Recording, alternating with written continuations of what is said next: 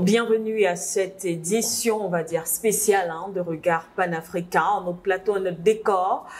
Merci en tout cas, chers téléspectateurs et certainement télé-auditeurs, de nous suivre et de rester fidèles à nos différents programmes. Eh bien, dans le cadre de ce numéro, nous allons nous intéresser à deux actualités, deux pays. D'abord, on va parler du Nigeria et revenir sur l'investiture du président, en tout cas désormais président Ahmed Bola Tinubu, donc qui a été investi ce lundi 29 mai 2023. Il a 71 ans, voilà, il a été élu en février dernier, dont plusieurs chefs d'État et dirigeants, bien sûr, du monde, ont fait le déplacement. Tout au long de cette émission, on reviendra de manière peut-être particulière sur ces dirigeants africains qui se sont déplacés, surtout les dirigeants de l'Afrique de l'Ouest, bien sûr, pour aller vivre cette cérémonie. Mais de l'autre côté, on nous signale, en tout cas on a vu aussi le président sortant, le président Buhari, qui est revenu sur son bilan à la tête bien sûr du Nigeria et surtout on parlera certainement de sécurité. Alors que peut-on attendre du nouveau président Ahmed Bola? On en parlera tout à l'heure. Et puis on s'intéressera à l'actualité du côté de la Turquie. Le président Erdogan a donc été réélu avec 52,16% des voix. Il est donc une fois de plus à la tête de la Turquie après, depuis, on rappelle, depuis 20 ans qu'il dirige ce pays. Il restera encore au pouvoir 5 années de plus. Alors, ce qui nous amènera certainement à interroger le système politique ou les systèmes politiques démocratiques dans les États africains, mais aussi on interrogera la suite des relations aujourd'hui qui lient l'Afrique à la Turquie. Voilà donc, chers téléspectateurs ou téléauditeurs, bien sûr les deux thématiques qui meubleront notre soirée.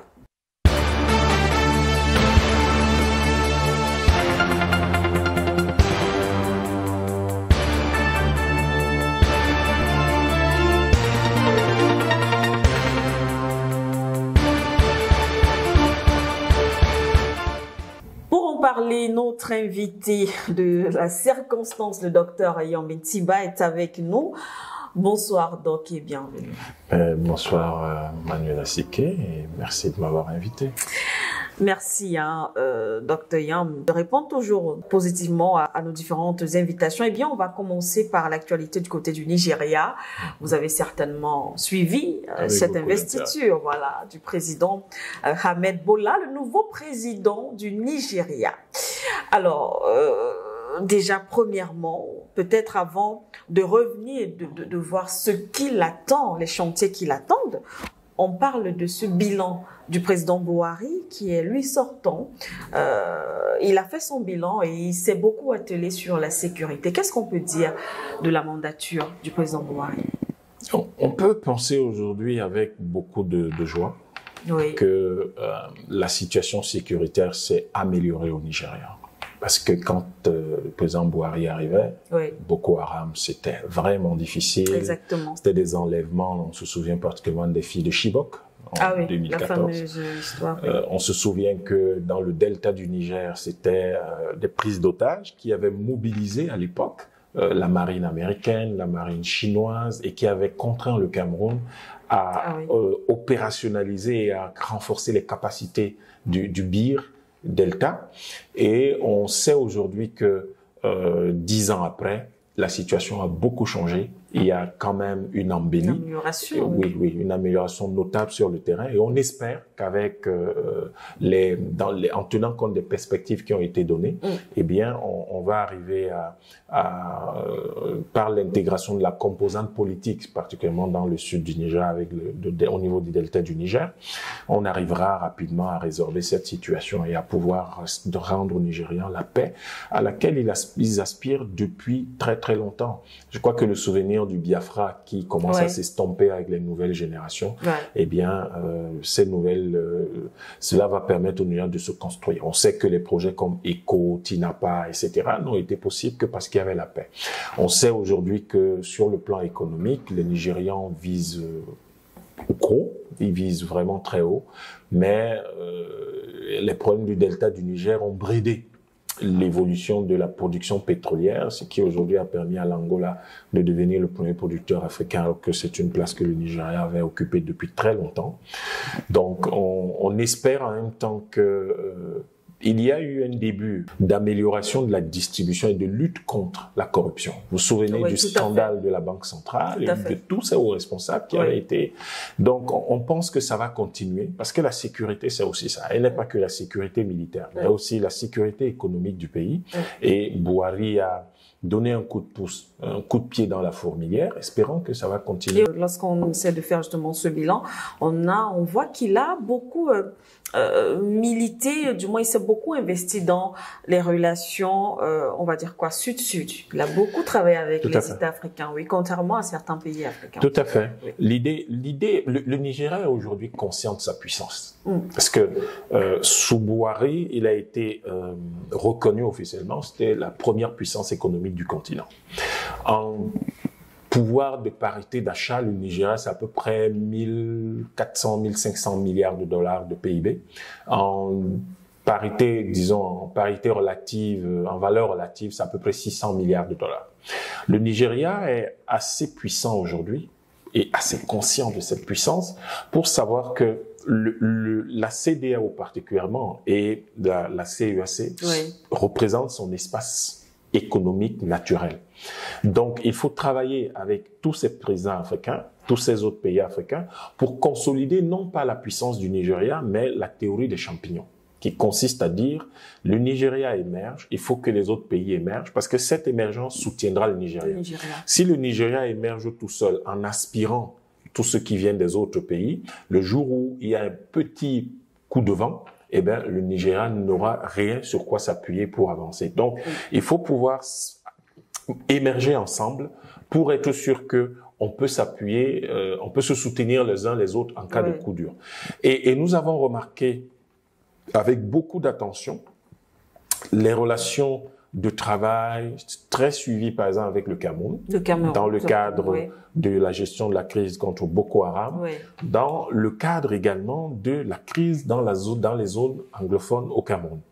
Et ça a été très important de voir que le Nigeria n'a pas dérogé au programme de démarcation qui a continué.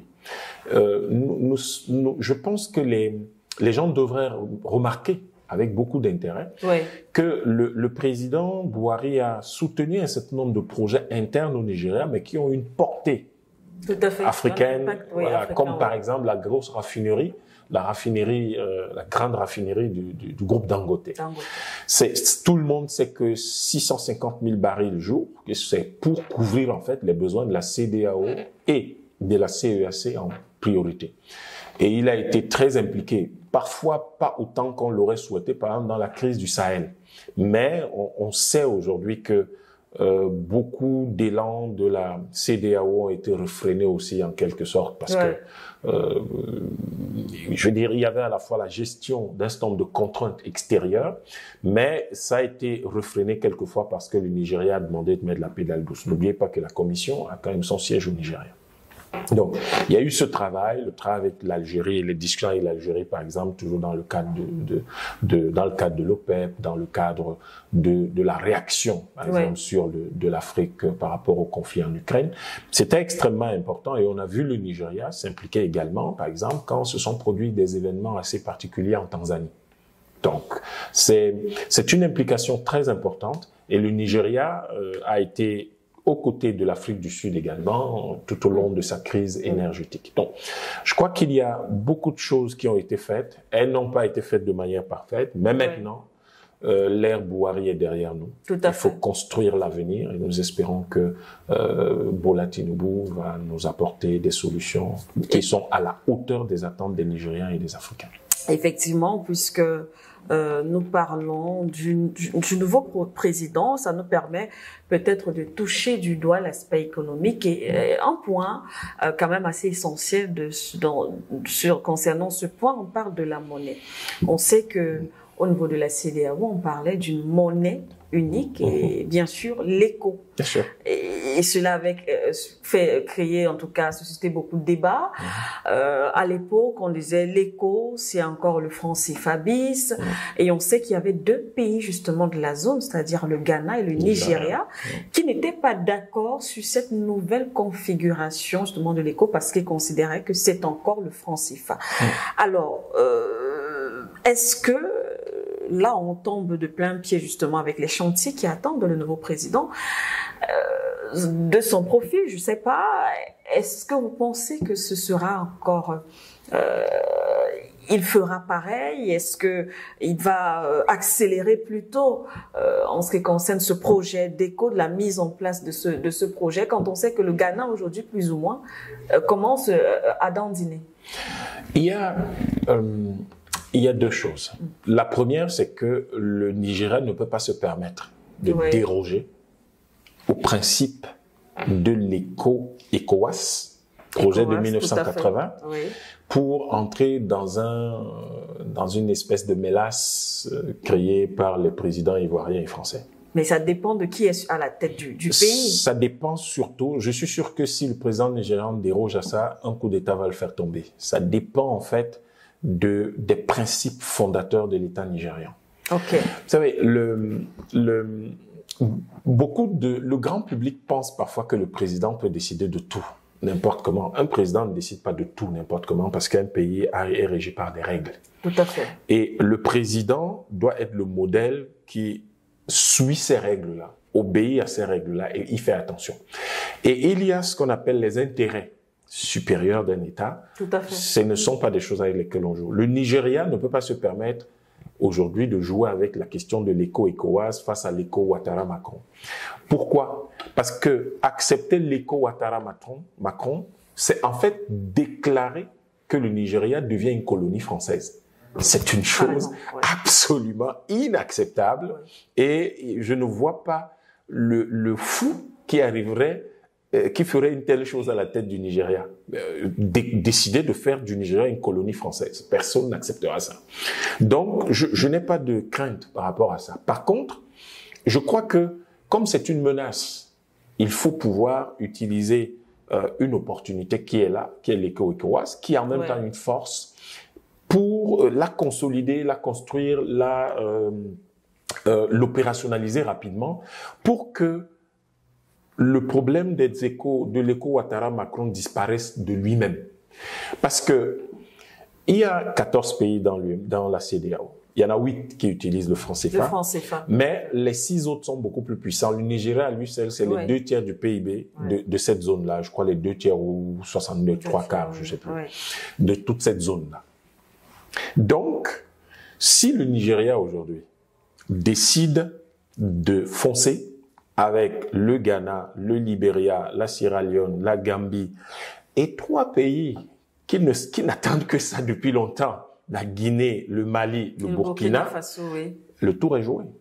C'est fait et c'est terminé. Les 5 autres pays ne pourront pas tenir. Le Niger est isolé. Il est totalement enclavé. Tout à fait. Le Bénin, le Togo, c'est tout petit. Le Sénégal est dans une situation très particulière où en fait c'est un pays demandeur, mais qui pour des raisons historiques ne se prononce pas brutalement. Pourquoi? Parce qu'on voit très bien que ce pays a accordé la capitale des BRICS, la capitale régionale, sous-régionale des BRICS, à son pays, a accepté. Et l'a installé dans la ville de la colonisation, la ville historique de la colonisation française, Saint-Louis. C'est un message extrêmement important. Ça veut dire qu'ils disent, nous ne voulons plus de vous et nous avons besoin de sortir de cette impasse coloniale dans laquelle nous sommes et de suivre la marche d'un monde nouveau, d'un monde libre. Et donc, si on considère que le Sénégal suivrait facilement, il resterait la Côte d'Ivoire, le Bénin, encore que le Bénin n'est pas tout à fait là-dedans, il pourrait basculer à tout moment. Il resterait dans la Côte d'Ivoire et puis le Togo et le Niger. Bon, ça fait pas beaucoup ça. Donc en réalité, je ne crois pas. Je pense que les principes restent les mêmes.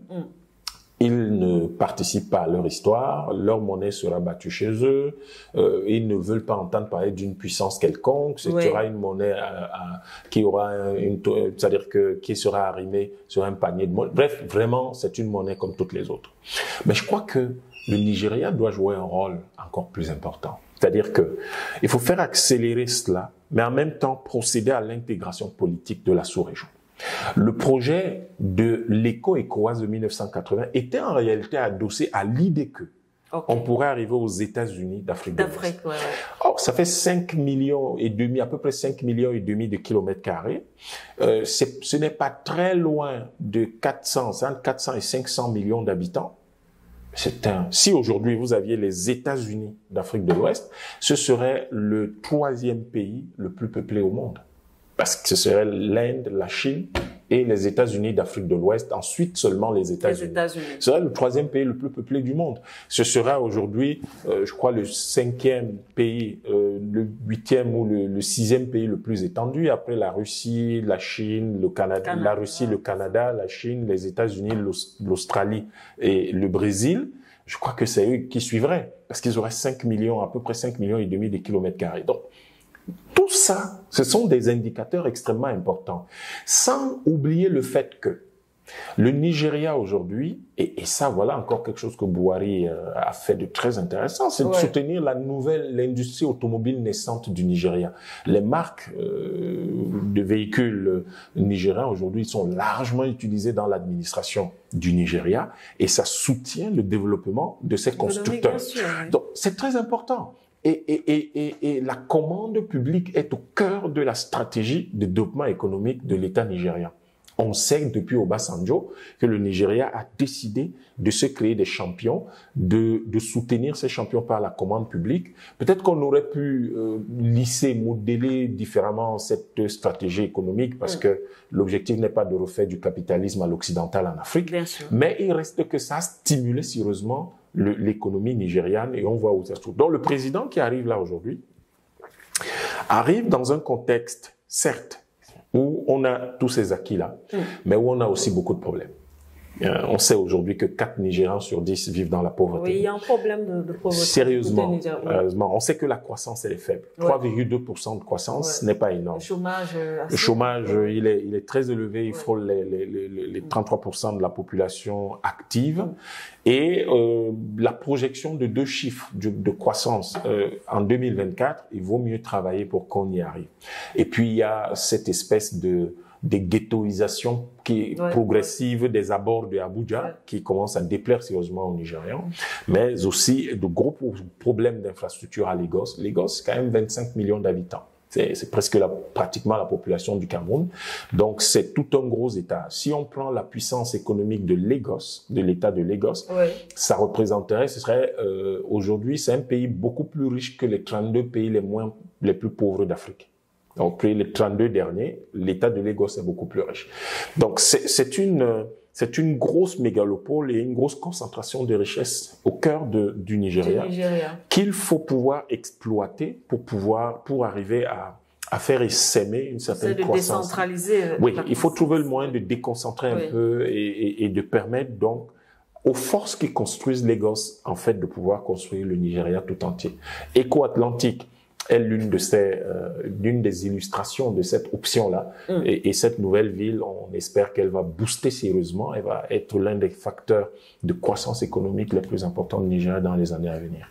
Peut-être avant de sortir justement de cette première thématique, on va dire thématique d'accueil, parlons aussi de démocratie, peut-être l'état de la démocratie tel que laissé par le président Buhari. Ce qu'on nous a toujours dit, en tout cas c'est ce qui est dit, la démocratie nigériane est souvent qualifiée de plus grande du continent et une des plus grandes démocraties du monde. Et généralement l'argument avancé, c'est parce qu'elle compte 93 millions d'électeurs inscrits. C'est un avantage pour le pays, pour le nouveau président. Est-ce que effectivement le Nigeria aujourd'hui est considéré, du moins peut être considéré effectivement comme la plus grande démocratie? Et en quoi est-ce que cela pourrait avantager ce pays ou alors le mandat du nouveau président? Ça pourrait renvoyer à une certaine légitimité. Okay. Mais j'aimerais dire quelque chose. Le président, malheureusement, n'a été élu que par 27% des Nigérians, parce que c'est le taux de participation. 27% des 93 aussi, millions, donc à peu près. Ça a créé débat de ce côté-là. Oui, bien sûr, peu ou prou, ça fait autour de 25 millions, 25 millions d'électeurs. Donc, dans un pays qui compte presque 250 millions d'habitants, ça fait à peine 10% de la population. Mais est-ce que c'est le président qui se lève pour aller voter, pour aller s'inscrire sur les listes électorales et pour aller voter? Pas du tout. Donc, c'est ceux qui se lèvent, qui se donnent la peine, qui se sentent concernés par la vie de leur pays, qui vont s'inscrire sur les listes électorales. Et j'espère que tous les Africains vont comprendre tout l'intérêt en démocratie d'aller s'inscrire sur les listes électorales et de se lever et d'aller voter. C'est très important. Si vous n'exercez pas votre choix, eh bien, celui qui sera élu sur la base de ceux qui sont allés exercer leur choix. Donc, le président a été élu par 25 millions de personnes à peu près, mais il reste qu'il a été élu. C'est lui qui a été élu, avec 39% à peu près de suffrages exprimés en sa faveur. Mais il y a une chose que les gens ne voient pas toujours de l'extérieur. En fait, l'image que nous avons la plupart du temps du Niger, c'est l'image des coups d'État des années 80-90. Ce que les gens ne savent pas, c'est que la présidence était disputée, mais les élections locales se sont toujours bien déroulées. Ça a donné une certaine culture de la démocratie au Nigeria, qui fait que les élections au niveau des gouverneurs d'État, les élections au niveau du Parlement nigérian et au niveau des parlements des États, donc locaux, en fait, se sont toujours déroulés. Ça fait beaucoup d'élections pour un pays.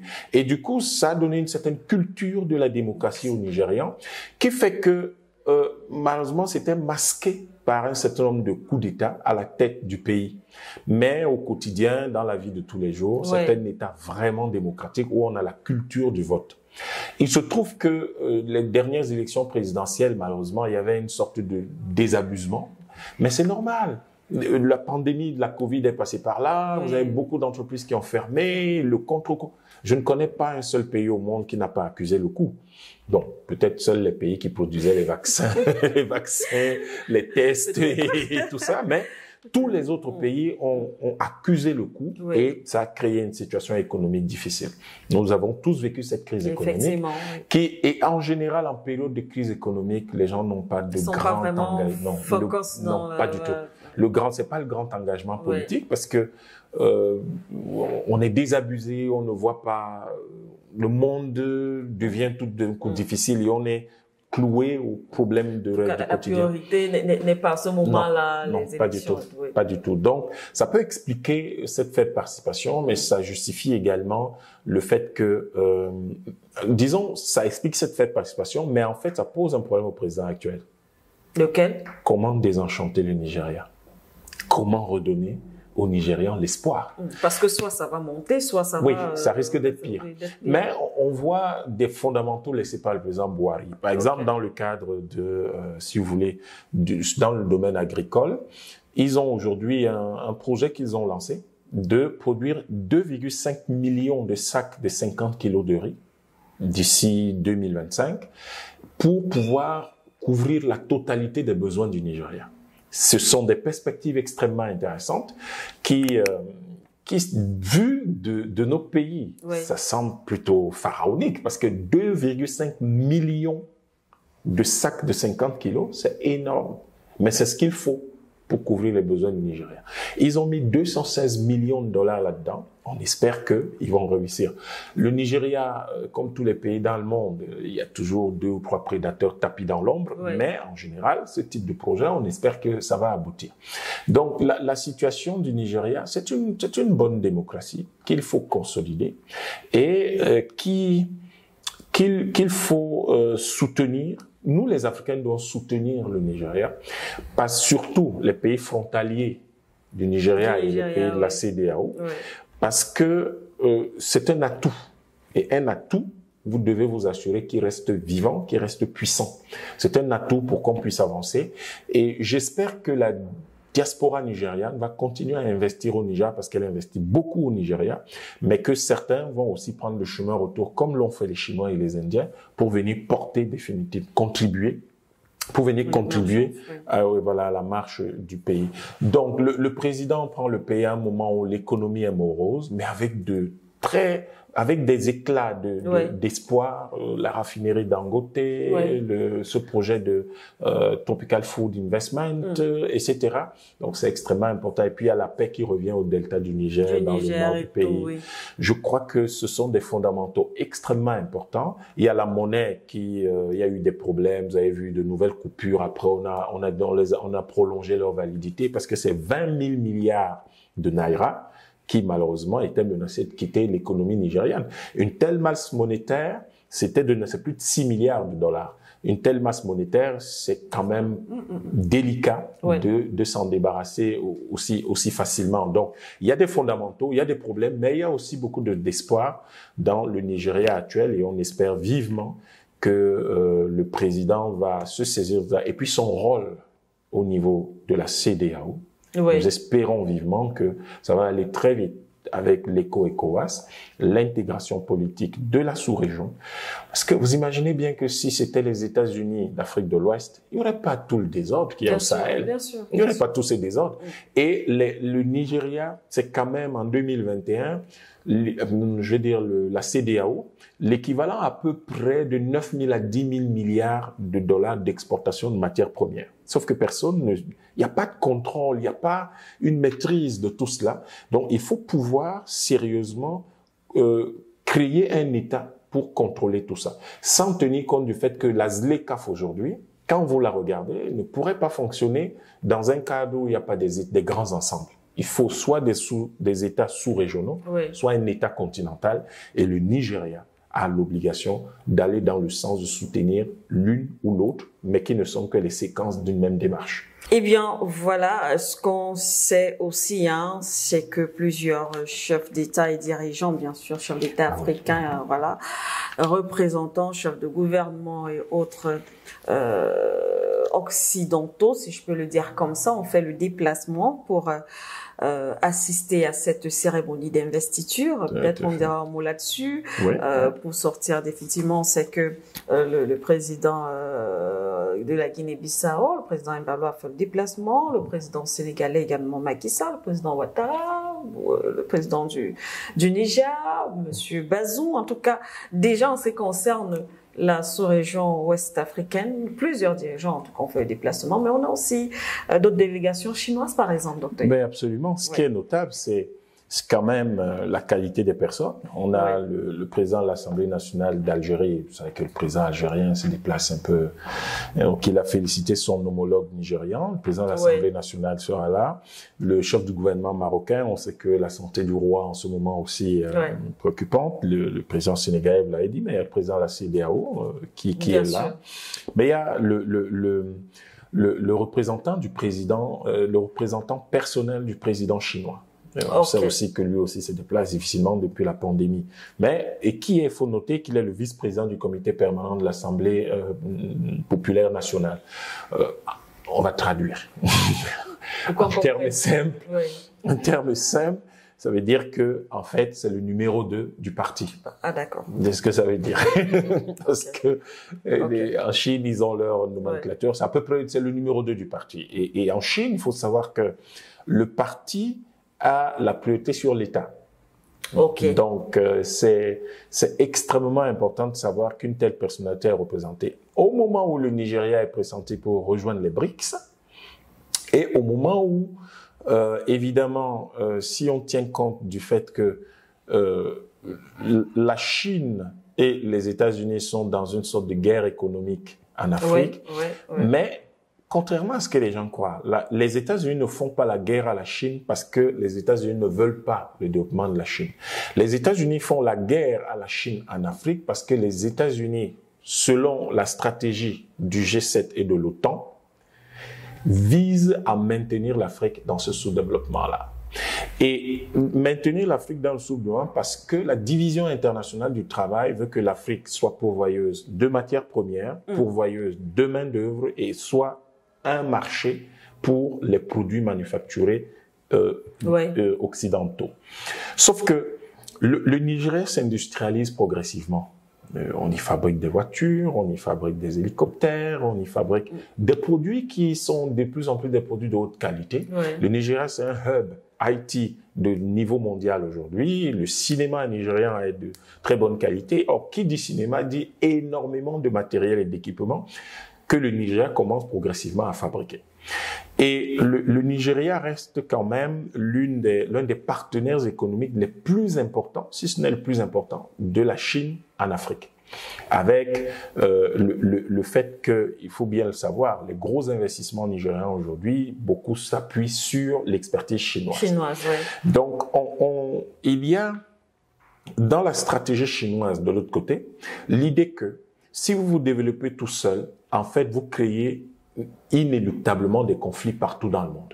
C'est ce que l'Occident n'a pas compris. Et c'est pour ça que quand vous regardez la carte du monde, il y a des conflits partout. En fait, il y a une sorte de rejet de l'Occident. Et ce rejet de l'Occident fait que dégénère en conflit. Parce que l'Occident dit, nous avons, dans le cadre du monde aujourd'hui, vous avez lu le communiqué du G7, vous connaissez la dernière loi sur le soutien à la Russie que les Américains ont fait passer. L'Afrique, ils disaient dans le communiqué du G7, ils vont aider l'Afrique, mais les choses doivent demeurer telles qu'elles sont. Donc l'Afrique doit demeurer pauvre. Mais la Chine, c'est que si vous avez la prospérité partagée, c'est un concept cher au président Xi Jinping, si vous avez la prospérité partagée, eh bien, ce qui se produit, c'est que vous allez tous avoir besoin les uns des autres, vous appuyer les uns sur les autres. Voilà pourquoi la Chine soutient le développement des pays d'Asie du Sud-Est, ne les écrase pas. Mais observez les États-Unis, on écrase l'Amérique du Sud pour rester seul.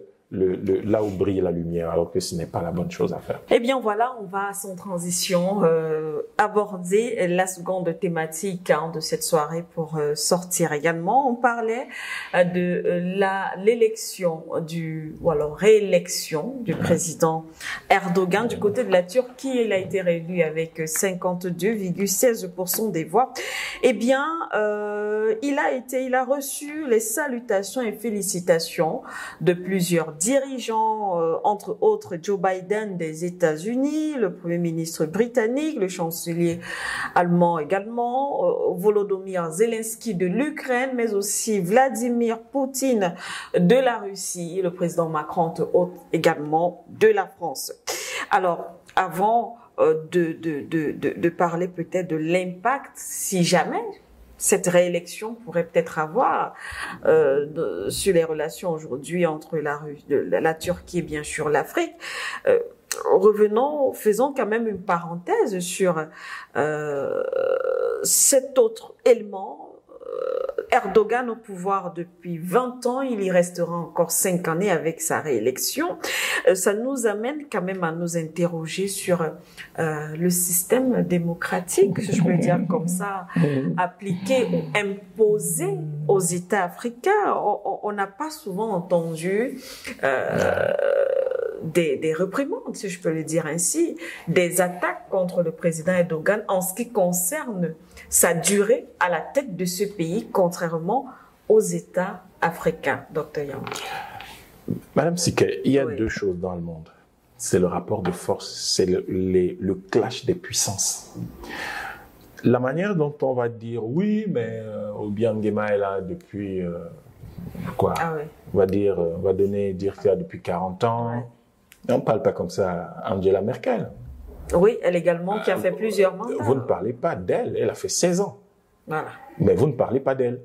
Vous ne parlez pas parce que l'Allemagne, c'est la première puissance économique européenne, c'est le pays le plus peuplé d'Europe, c'est un partenaire stratégique des Américains et c'est même une semi-colonie américaine puisque c'est occupé par l'armée américaine. Vous ne leur parlez pas comme ça et l'Allemagne est propriétaire de l'euro. Parce que, enfin, ils sont gentils. Hein. C'est le Deutschmark, habillé avec d'autres vêtements. Bon, l'Allemagne est propriétaire de l'euro. Oui. Ce qui représente quand même 270 millions d'habitants. l'eurozone, et puis par le fait d'être propriétaire de l'euro, d'être la première puissance économique de l'Europe, au fond, ce qu'on appelle l'Union européenne, oui. L'Allemagne en est le leader naturel et conduit, selon la logique des Européens, conduit de manière très dure ce leadership qui fait que le reste de l'Europe est plus ou moins sous la botte des Allemands. Ça fait pratiquement 450 millions de personnes. Et ces 450 millions de personnes ont quand même un PIB de 13 000 milliards de dollars à peu près. Donc, on ne lui parle pas. On ne parle pas au chef d'une telle région n'importe comment. Quand, de l'autre côté, vous avez la Turquie, 100 millions d'habitants. La Turquie, c'est à peu près la 13e, c'est quand même une économie qui dépasse les 1000 milliards de dollars de PIB. La Turquie, c'est une puissance industrielle. Et la Turquie est une menace géostratégique pour l'Union européenne, mais surtout la Turquie, c'est un pont. Est-ce que vous avez 2 ponts ou 3? Vous avez la Turquie, oui. Qui est un pont entre l'Europe et l'Asie. Okay. Et vous vous souvenez que Sarkozy disait, si la Turquie entre dans l'Union européenne aura des frontières avec l'Irak. Et ça, ils n'en veulent pas. Et Jacques Delors disait, la Turquie dans l'Europe, c'est bizarre parce que l'Europe a des racines chrétiennes. Okay. La Turquie, elle n'est pas chrétienne. Bien sûr, elle n'est pas chrétienne. C'est trop bizarre parce que ce qu'on appelle le christianisme est né en Turquie, à Nicée, en 321-325, pendant ce concile-là. Donc, soit ils ont la mémoire courte, nos amis européens, soit ils connaissent pas l'histoire, soit en fait ils sont dans l'enfumage de première. Les vraies racines européennes, donc si les racines européennes sont chrétiennes, oui. Elles sont en Turquie, puisque Nicée c'est en Turquie. Mais ce sont des pays qui ont une certaine puissance. Et on ne parle pas de ces pays n'importe comment. Et aujourd'hui, on parlait du Nigeria tout à l'heure. Oui. Le triangle musulman qui est craint par l'Europe et les Occidentaux de manière générale, c'est le triangle Turquie, Iran, Nigeria. Si vous faites ce triangle, vous avez donc au sud de l'Europe un pays musulman très puissant et qui, clairement, d'ici 20 ans, compte tenu de la croissance démographique et compte tenu de sa position géostratégique, d'ici 20 ans, on soupçonne que ce sera plus puissant que l'Allemagne. Donc, la Turquie deviendra le pays le plus puissant de l'Eurasie, disons de l'Eurasie proche. C'est-à-dire que jusqu'au Moyen-Orient, ce sera le pays le plus puissant. Et vous aurez la première puissance, vous avez déjà la première puissance économique africaine, qui est le Nigeria. Et vous avez l'Iran, qui est la grande puissance du Moyen-Orient. Donc, vous avez ce triangle-là. Et ce triangle, il faut le contrôler. Donc, vous ne parlez pas à ces gens n'importe comment, ce d'autant plus que même si la Turquie est dans l'OTAN, la Turquie reste un allié stratégique de la Russie. Et la Turquie, du fait qu'on lui ait refusé l'entrée dans l'Union européenne, s'est réorganisée aujourd'hui, s'est recomposée, et clairement, la Turquie peut se permettre d'avoir une voix indépendante au niveau international.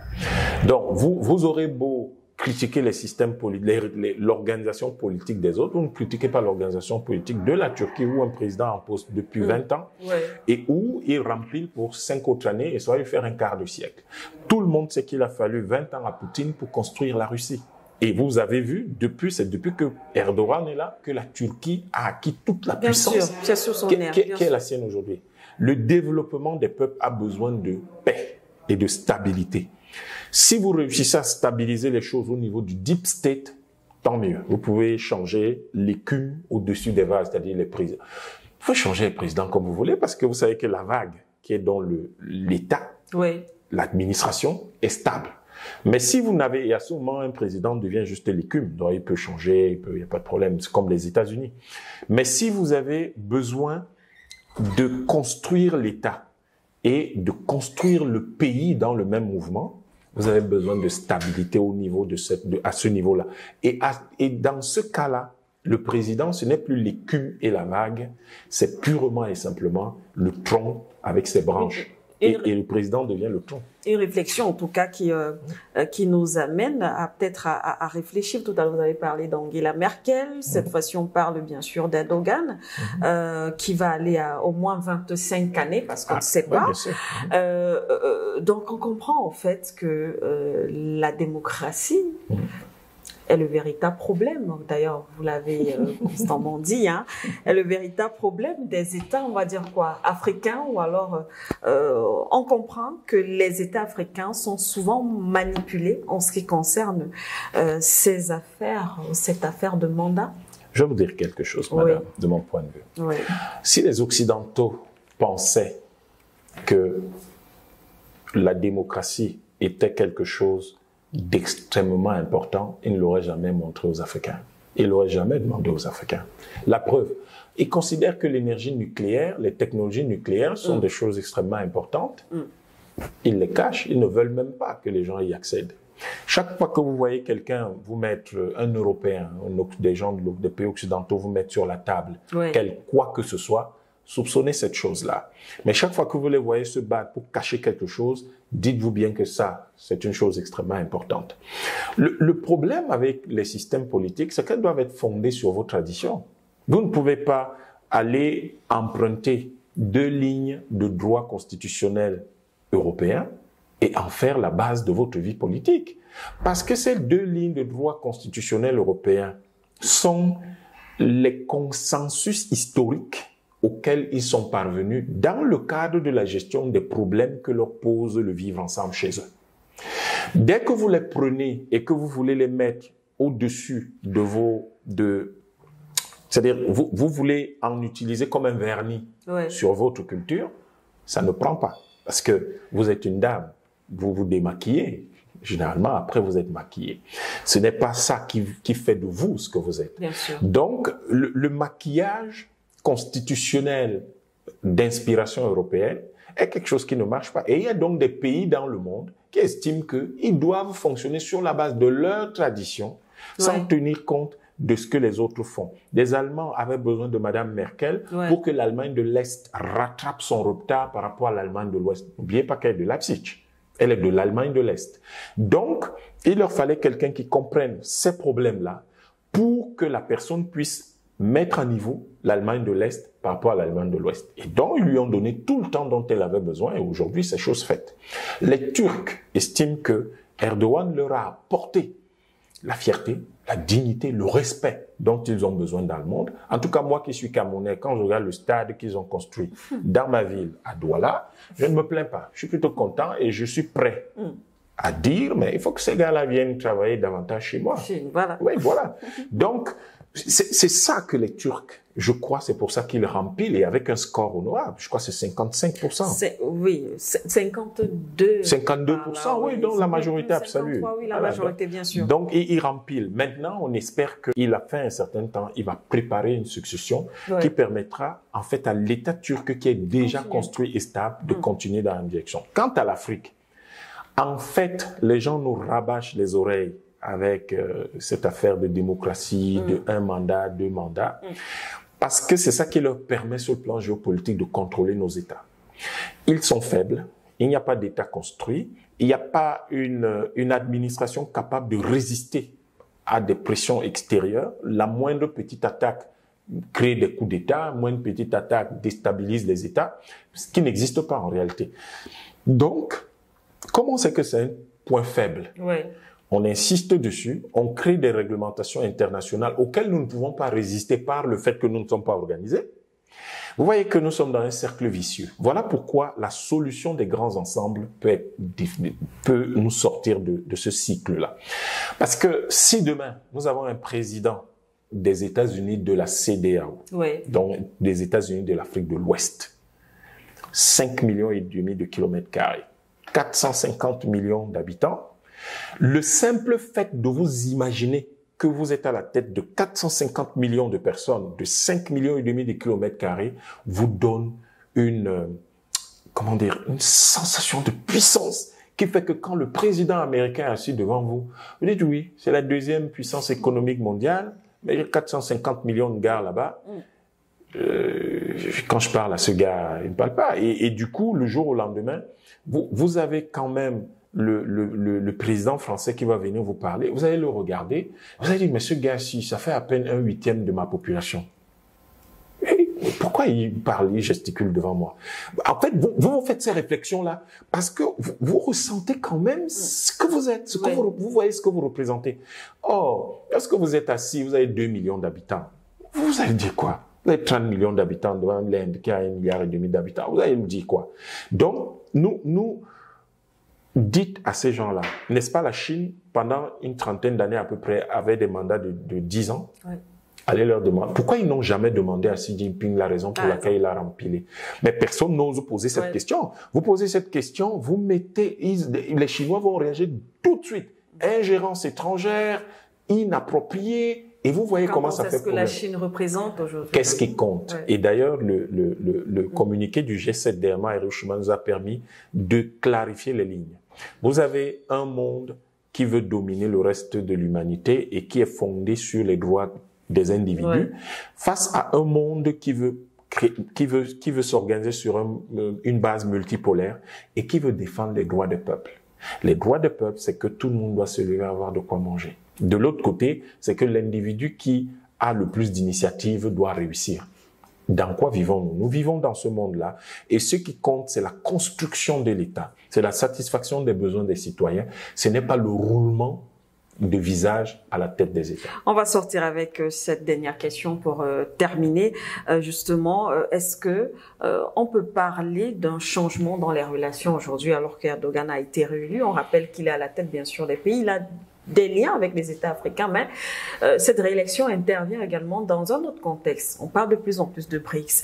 Il y a la crise russo-ukrainienne. Il y a, bien sûr, il y avait déjà ces sommets-là, Turquie-Afrique. Est-ce que cela va prendre une autre configuration? Il y a du côté de l'Afrique de l'Ouest ces pays comme le Mali, Burkina Faso, etc. Alors, est-ce que aujourd'hui, cette réélection pourrait apporter un changement dans les relations aujourd'hui qui existent entre l'Afrique et la Turquie? Il faut noter que la Turquie, c'est un partenaire extrêmement important. Ouais. Il y a encore en 2022, la Turquie, c'était sur le continent africain presque 72 milliards de dollars d'investissement. Vous n'êtes pas sûr de trouver de tels montants si vous grattez un peu du côté de l'Union européenne. Oui. C'est difficile. Donc, c'est un partenaire extrêmement important. Et les Africains pensent d'ailleurs que le fait qu'il n'y ait pas directement, en tout cas ceux qui sont au sud du continent, qu'il n'y ait pas directement une histoire coloniale, même si on sait que la Turquie, du temps des Ottomans, a colonisé le nord de l'Afrique, mais ceux du sud du continent n'ayant pas une histoire coloniale avec la Turquie, et constatant qu'en général les projets turcs sont menés à terme et sont de bonne qualité, estiment qu'il faut aller de plus en plus vers ce partenaire qui a une expertise reconnue sur le plan du transport aérien, de l'aéronautique, sur le plan du BTP, sur le plan de la gestion urbaine, sur le plan industriel. Donc, on peut aller effectivement vers la Turquie et développer, contribuer, disons, l'intégrer dans la stratégie de développement économique et industriel de nos continents, de nos pays. Bon, le continent peut tirer là quelque chose de notable et quelque chose de, comment dire, qui lui manque. Est-ce que si demain la Turquie et l'Afrique s'entendent pour mettre en fait une plateforme de gestion des investissements, est-ce que ça pourrait marcher? Là encore, vous voyez, madame, la difficulté, c'est surtout que l'Afrique, elle est désunie, elle est désarticulée. Vous avez un partenaire comme celui-là qui est capable de mobiliser 72 milliards de dollars en quelques dizaines d'années, en 20 ans à peu près.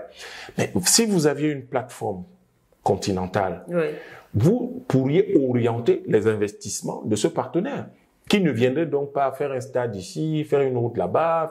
En fait, tout ça est désarticulé et n'est pas cohérent. Alors que si vous aviez une plateforme continentale, tous ces gens, les Africains peuvent même, aujourd'hui, en attendant de l'unité politique, créer ce type de plateforme de gestion des investissements stratégiques étrangers. Mais ça demande en même temps que les gens s'entendent. Si vous ne vous entendez pas, vous n'y arrivez pas. Or, l'objectif des sommets Turquie-Afrique, qui pour moi ne sont pas des sommets sérieux, mais bon, on fait quand même, mais au moins de ces sommets-là, c'était d'harmoniser la voix de l'Afrique face à la Turquie. Qu'est-ce qu'on va chercher en Turquie? Qu'est-ce qu'on peut offrir à la Turquie? Et je crois que il est peut-être important qu'il y ait parce que l'autre chose aussi, c'est que le public africain ne connaît pas bien la Turquie, qu'il y ait éventuellement des médias ou des chercheurs africains, mais bon, les chercheurs africains, on ne peut pas beaucoup les écouter, mais qu'il y ait au moins des médias africains qui aillent révéler aux Africains ce que c'est que la Turquie. Aujourd'hui, on connaît plus la Turquie dans le football. Mais il faut rappeler à tout le monde que ces stades-là sont construits par les Turcs eux-mêmes. Et donc, peut-être que aller révéler la Turquie aux Africains permettrait de soutenir notre point de vue qui va dans le sens de dire ayons de grands ensembles et développons une plateforme stratégique avec la Turquie. Voilà donc sur ces propos qu'on va également mettre un terme à cette édition de Regard Panafricain. Merci en tout cas à vous, Dr Yan Timba. C'est moi qui vous remercie, madame. Merci également à nos téléspectateurs et auditeurs de la 96.3 FM For You Radio, bien sûr téléspectateurs de la télévision For You Média Africa. Merci en tout cas de nous avoir suivis. Restez en compagnie de nos programmes.